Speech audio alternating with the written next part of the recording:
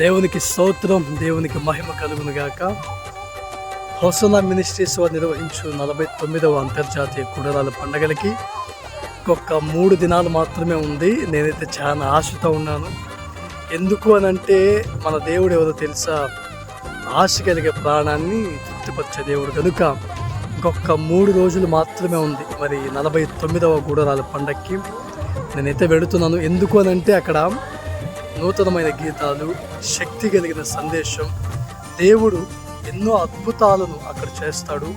లక్షలాది మంది ఆ దయాక్షేత్రంలో దేవుణ్ణి స్తుతించడానికి, ఆయన నామాన్ని కనపరచడానికి ఒక మహా పెద్ద అద్భుతం అనేది చెప్పాలి.